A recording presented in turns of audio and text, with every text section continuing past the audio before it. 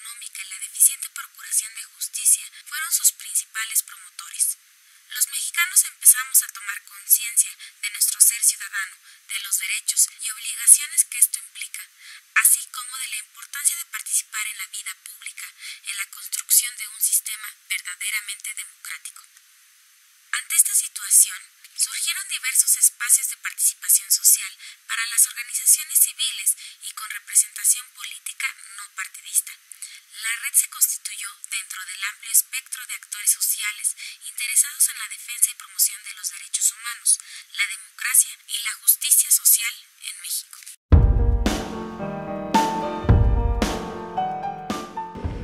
En 1989 empiezan a surgir algunos grupos en el país, algunos grupos de derechos humanos, y nos estaban pidiendo algunos talleres.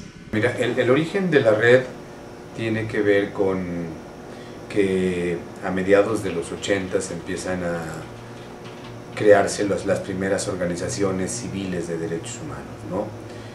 Y lo que hacen los primeros grupos, el Centro Victoria, el Centro Pro y algunos otros, el Fray Bartolomé de las Casas, es muy pronto iniciar un trabajo educativo, o sea, ofrecer talleres, conferencias, pláticas sobre derechos humanos, qué eran los derechos humanos, cómo se defendían.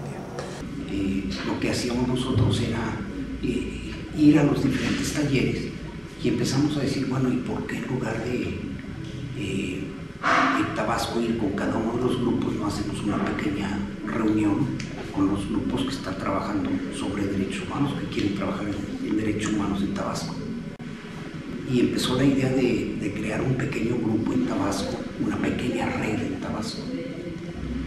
Como eso se empezó a extender a diferentes partes del país, entonces pensamos, bueno, ¿por qué no nos reunimos en el DF para invitamos a los diferentes grupos para tener una sola reunión y no tener que estar yendo a cada uno de los lugares donde nos piden algún taller? Y eso fue generando un movimiento y una inquietud en muchas organizaciones y grupos de poder formar un comité, una comisión, algo que trabajara con los derechos humanos. Y bueno, entonces eso fue generando esta posibilidad de surgimiento de muchos grupos, comités, comisiones. Pero muy pronto creo que los grupos se dieron cuenta, primero, que todos eran nuevos, que tenían muy poco tiempo, que sabían en realidad muy pocas cosas, o tenían una formación muy básica en derechos humanos. Y segundo, pues ver que lo que cada uno hacía, dado que eran grupos pequeños y de reciente creación, era muy limitado. Creo que toda la primera parte fue una necesidad de aprendizaje, de saber qué cosa eran los derechos humanos y cómo se podía exigir sobre todo. Evidentemente que el saber qué son los derechos humanos no es muy difícil, porque todos sabemos casi por lo que nos dice nuestro corazón que tenemos derechos y que esos derechos deben ser entonces exigibles. Pero de ahí sobre todo fue como una creación de aprendizaje de cuál era toda la trama que debía desarrollarse para que las reivindicaciones a todos los niveles pudieran ser exigidas como derechos humanos. Primero que nada encontramos la oportunidad de capacitarnos, porque cuando nos empezamos a organizar nosotros no conocíamos ni siquiera la Declaración Universal de los Derechos Humanos. Decíamos que había que hacer algo, oíamos ya mencionar los derechos humanos, ya se oía, ya había el Centro Miguel Agustín Pro y el Victoria, que eran los centros que para nosotros fueron el referente. Y encontramos en la Alianza Cívica la cercanía con el PRO, y ahí nos formamos varios de nosotros tomando talleres, los cursos, los seminarios. No dejamos ningún espacio en el que pudiéramos aprender, en el que pudiéramos tener las herramientas para eficientar el trabajo que nosotros estábamos haciendo. Quizás al inicio no se tenía tan muy bien como planeado o identificado lo que podría ser un colectivo como lo es hoy la red, ¿no?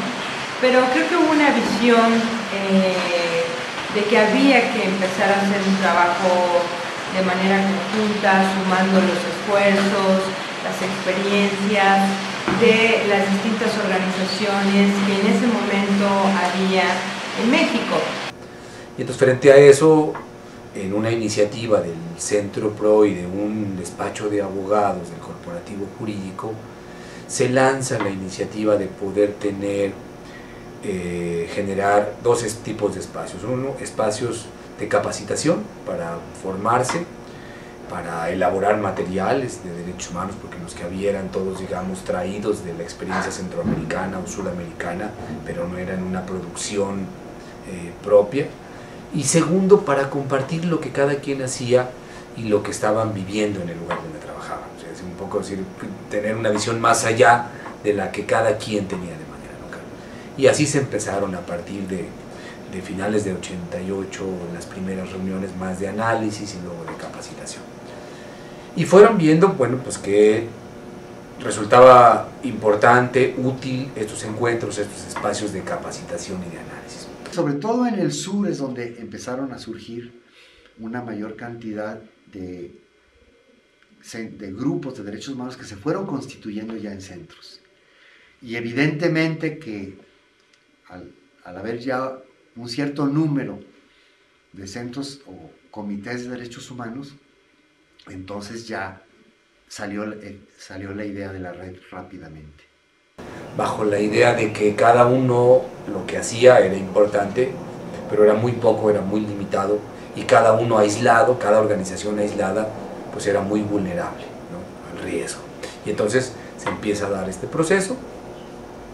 Para el 89 ya hay un propósito claro de formar la red, 90 lo mismo, ya es como una decisión, se le va dando las primeras identidades, características, y hasta el 91 se define, en una asamblea que fue en la ciudad de Querétaro, se define el nombre de la red, que el nombre original fue Red Todos los Derechos para Todos.